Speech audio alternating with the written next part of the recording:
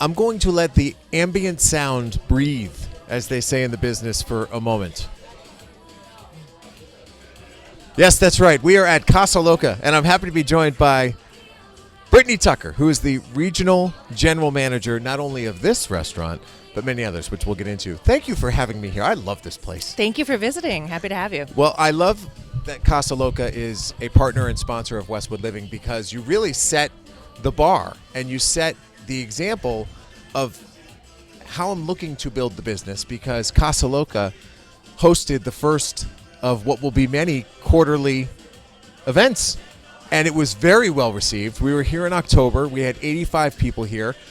We didn't know what the hell was going to happen, right? First one, you have no clue. And so for it to go as well as it did, we were very appreciative. So hopefully it was good for you, and we, of course, are going to be back. Absolutely. We got to see a lot of new faces. I think the exposure was good. We got to have people in that might not necessarily find their way here, and it was successful overall.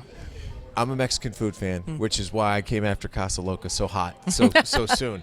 But this, in my estimation, as a Mexican food fan, was such a key addition to the Westwood community. But take people back to how you became involved through the through the Wellesley restaurant group, and were a part of the birth of this restaurant here on University. Absolutely. Pre-pandemic, we were looking to create a concept that was a little bit of a departure from what our other locations provide. And both our corporate chef and our director worked for a couple of places that were Mexican restaurants, Mexican-based food, Mexican vibe. And they thought, I don't think there's much like that around here. And so Right. They found Westwood, found a location that they liked. They're pretty deliberate about where they choose to put themselves. This was another restaurant prior, but had been sat empty for 3 or 4 years, I think, at that point. So we took over this location, and it was a little bit of a rocky road in the beginning because the pandemic hit just before we were about to open doors. Everything shut down. We had to sort of reevaluate, figure out what our next steps were in a world where takeout was thriving, but we hadn't established ourselves. And we got past that point. There was still social distancing. You couldn't sit at the bar itself. You had to be in every other table and every other booth. And since then, it's just sort of grown and it's evolved, and we've become more involved in the community. And we have created relationships with the local schools and the businesses, gotten our name out there, and just kind of tried to crawl out from that. It was almost at a disadvantage in the beginning. Mm-hmm. And I mean, a lot of people suffered from the very same thing. A lot of businesses, especially restaurants, went through that. So, well, most notably when you're trying to get your feet underneath you Absolutely. and get your brand out there and get your name out there. There's only one thing better than seeing this place packed, and that's when you actually get your margarita from the bar. I'm a big fan of the raspberry margaritas, as I've told you before. What are some of the most popular drinks, dishes that really seem magnetic? You know, you're the general manager. What do people come in here for? Sure. I mean, margaritas, of course, are the staple. And we do it a little uniquely, I'd say, in that our standard margaritas that are on the menu are draft margaritas. We batch those daily, fresh. We make our sours mix from scratch. We then add the liquors to it, mix it, and it goes into our draft system so that every margarita is poured exactly the same in the exact same proportions every single time. The consistency and the quality are fantastic.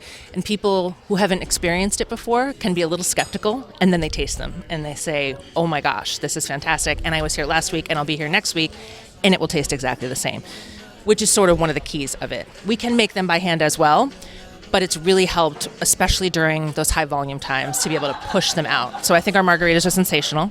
I think also we have another drink on the menu. It's called the Coco Loco, which is sort of like a pina colada, but it's on the rocks. However, we have just received a frozen drink machine, and it will be frozen, available breaking frozen. news. Yes. I need hold on. We're going to get... Oh, there it is. A little stinger. That's exciting. It is exciting. And so we will have the Coco Loco available frozen as well, which is something that we get asked about all the time. Oh, great. So How like about a frozen food? pina colada. So food, oh my goodness. Unfortunately, well, listen, I know what I like. So when I come in, I just like to get enchiladas. Now, I know there's so much more, and I know that I'm particularly boring, but I just love enchiladas, so I always order it. But there's got to be a million things that are good and I should diversify, and I'm guilty of not diversifying. But what are some of the more popular food items on the menu? I mean, the enchiladas are a staple. There should be nothing embarrassing about having them every time. Good, thank Particularly because you can get different meats inside of them, so it's like having something different. See? I mean, we have the trio enchilada where you can get one of each, a pork, a beef, a chicken, and then have it with the rice and beans and get that experience. It's filling, it's delicious, it's amazing. Everything is scratch kitchen. We don't even have a microwave on the line. We don't do that here. Our guacamole is sensational. It's made fresh. Yes. Every day. Yes, it is. People rave about it. They're surprised. You can taste the freshness in a guacamole when it's made that way, right from the avocados, and it doesn't have a process. It hasn't been bagged prior. I mean, we have so many amazing Mexican staples, some things that we do that maybe not every Mexican restaurant does. And how about the street corn?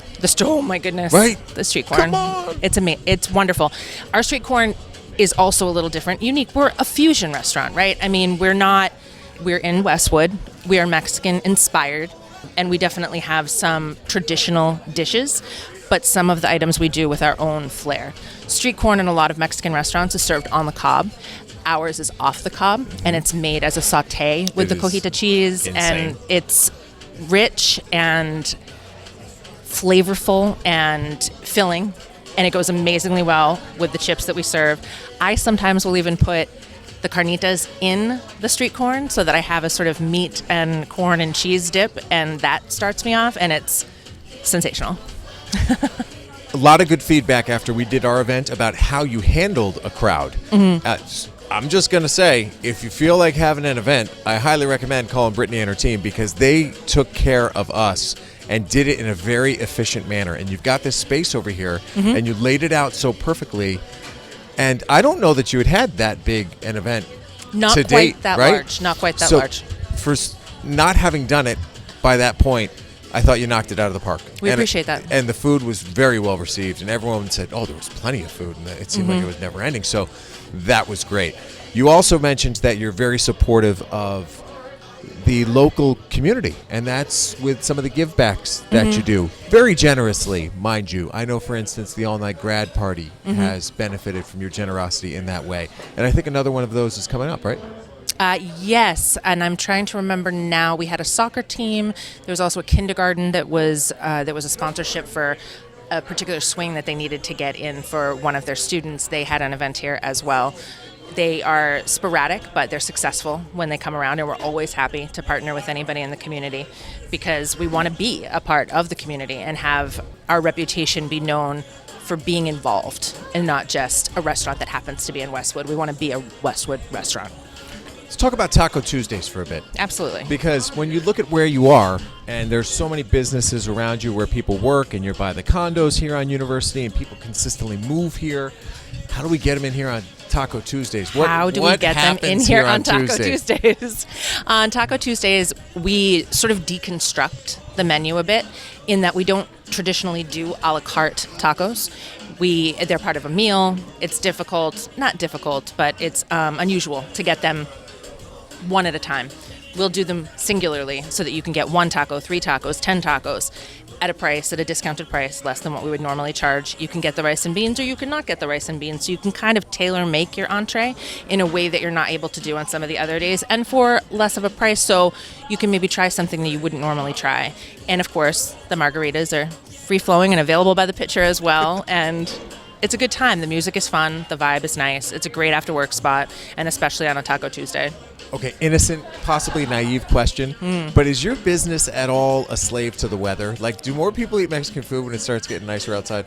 I think that people like the patio when it's nicer outside. And there is something that's sort of romantically intertwined with a margarita and the sun shining. It's something tropical that's sort of infused in that whole notion. So I think it drives people. In that regard, Mexican spring kicks off on May 5th, Cinco de Mayo, which happens to be a Friday this year. So Wild. You're already taking reservations, Yes, isn't that indeed. right? Yes. You have big expectations because you've experienced it before. Yes. Describe what the scene here is on Cinco de Mayo. On Cinco de Mayo, from the time that we open at 11 a.m. to the time that we shuttered the doors last year, it was 10. We'll stay open till 11 this year.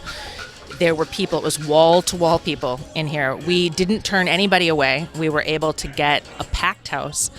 There were over 900 covers, reservations taken that day. And it was, I said from start to finish, people came before they went to do other things, and they came after. And we had a mariachi band in the corner. It's a duet. And there was people from the liquor companies with what we call swag, maracas and sombreros. And everybody was just having fun. And it was there was an energy, there was an electricity to the crowd, there was an electricity to the restaurant that was contagious, and it was a really cool scene and a really cool vibe, and it was all day, and we were exhausted at the end of it, but pleasantly so. That's great. I think it's fantastic, and I am a huge endorser, as you can tell. And I appreciate your support of the publication, and I hope that what we've done at Westwood Living has been helpful. I can tell you what you've done for us has been helpful, and I can't wait for our next event here. And it will be nice. Mm-hmm. We are here in October where it's starting to get a little bit of a chill, but I can already envision people out on the patio having a good time. So thank you. How do people follow your journey? I'm sure you've got Instagram pages, Facebook pages, a website. Tell me We those. do have a website, Casa Loca, Mexican Cantina. We are on Instagram as well. Those would tend to be the two places where we are most available, most visible. Regular postings about what's going on, things that are special on the menu, new drinks that we're bringing in, products that we're trying out, events like Cinco de Mayo, promotionals, things of that nature. Well, good stuff. Thank you so much for the time. Thank you so I much. can't wait to do this again. And don't forget, people, make your reservation right now for Cinco de Mayo because trust me. Resi.com. Oh, good. See, you even got a little specific tip as to how to do it. That's Brittany Tucker. She's the regional general manager for the Wellesley Restaurant Group, specifically the Big Cheese at Casa Loca Mexican Cantina. Thanks a lot. And thank you all Tom. for listening to the Westwood Living Podcast.